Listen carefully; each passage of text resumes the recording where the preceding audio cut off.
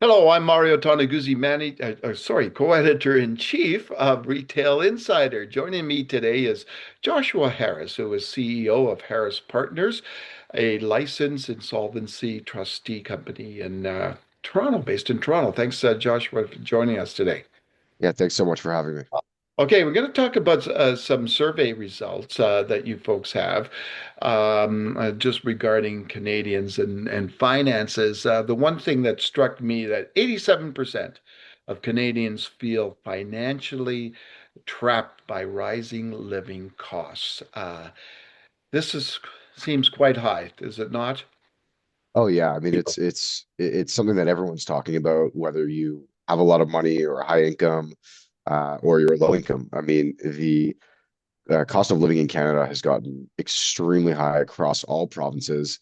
We're feeling it from food to now fuel, and it doesn't seem to have any reprieve that's coming up that we can expect, unfortunately. And these numbers continue to rise over time, as we found through previous and current statistics.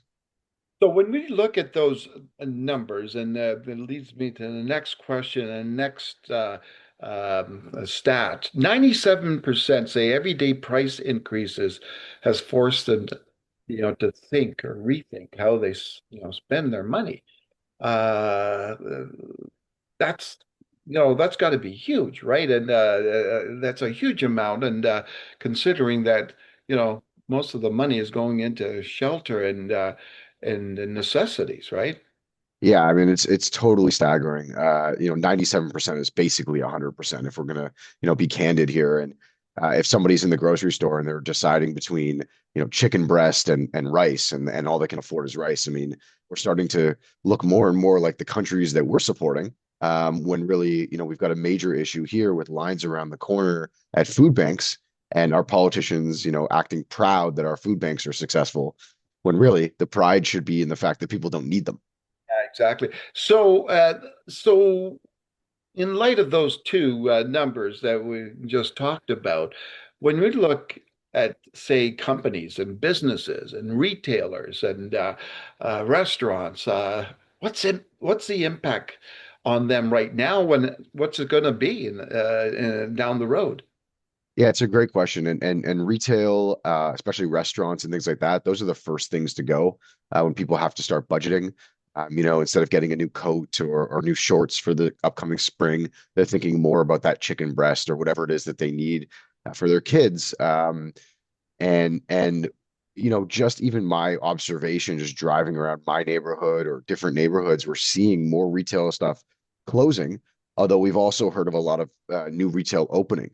So the long-term outlook for this new retail opening stuff is not looking great. And it's a time to be more cautious about opening things like coffee shops that have very low margins and things like that, where at one point, there were six coffee shops on one block and it made no difference. Yeah. What do you think, into the future? What are the kind of businesses and in terms of the retail sector, where people spend money and spend discretionary spending? What are the ones that are going to win, I guess, down the road?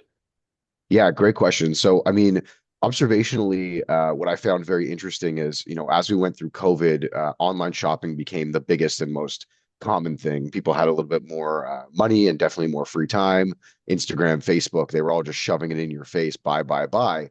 And what happened was, if you look at malls like Yorkdale, one of the biggest malls in Canada, companies like Gap and Old Navy were closing these massive retail stores. And what's happening now is that people are trying to have less screen time, trying to control their spending on apps like Instagram and things like that, and they're actually going back to retail. And I think that's because in a retail store you can be a little bit more cognizant of what you're actually spending. I need a t-shirt for my child. I'm going to buy a t-shirt for my child, not I'm on this cute Instagram page and oh, it's 50, but I'd like to spend 20. And so what we're going to see in the short term is we're going to see companies like Walmart and Costco sell more clothing and things like that. And it's going to be an interesting reaction by companies like Old Navy that were always, a little bit cheaper and more accessible. And maybe they'll be back into retail and opening more locations and closing down things like their higher end Banana Republic or something like that. Now, in light of obviously the financial strain on Canadians, you mentioned the Walmarts of the world, but do you think that those retailers that are either sort of the value retailers, whether it's a no frills or in grocery, or whether it's a Walmart or a Dollarama, or and on the secondhand stores, whether it's a Goodwill store, a Salvation Army, or a Value Village, are those the ones that are going to benefit in this environment? Oh yeah, absolutely.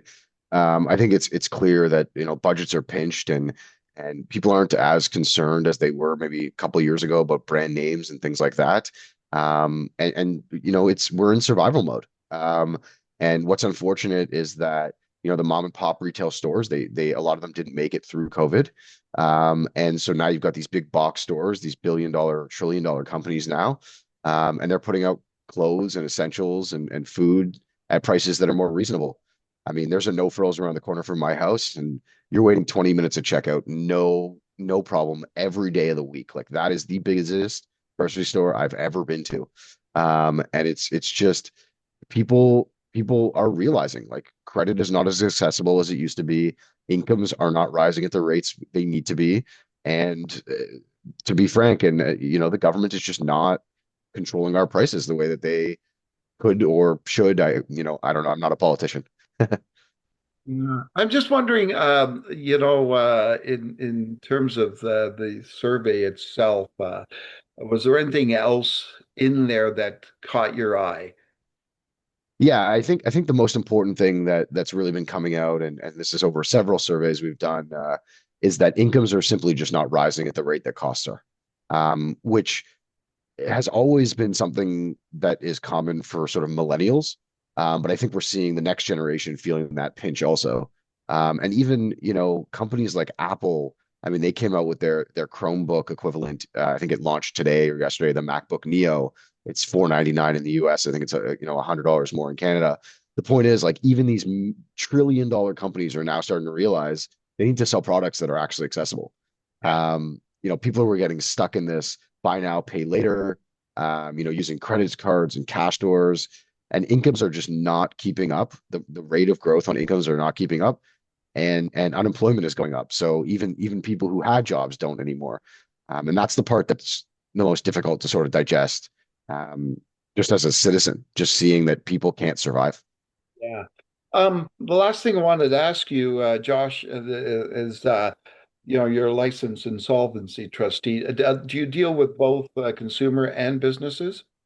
Yes, we do. So Harrison Partners, we operate in 9 provinces, all the provinces except for Quebec, and we have a consumer practice and a commercial practice.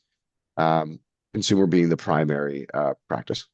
Now, in terms of insolvency numbers, what are you seeing on both sides of it, consumers and businesses? Yeah, it's an interesting cycle. So we operate about 6 to 12 months past or after the sort of economy shifts. People always think, when grocery store prices go up, we'll be busy right away. But what happens is people first have to spend the money on their credit cards and realize they don't have money before they come to us, which is an unfortunate part of the business cycle.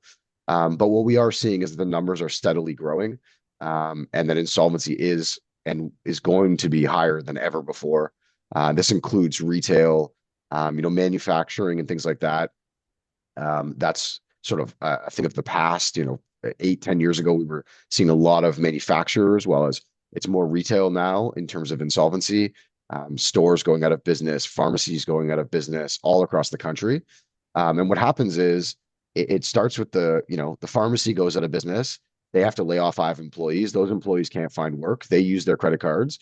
They go to food banks, and then they come to us 6 months later, and it's this cycle that takes time to go through. So, at the way we're going now, I mean, the next 12, 18 months, we're going to see an increase in consumer insolvency and retail and commercial insolvency. Not good news, but it's the reality we live in, I guess. Thanks Absolutely. so much for joining us today. Thank you so much. Okay, that was Joshua Harris, who is CEO of Harrison Partners. a licensed insolvency trustee firm in Toronto. Thanks for joining us today.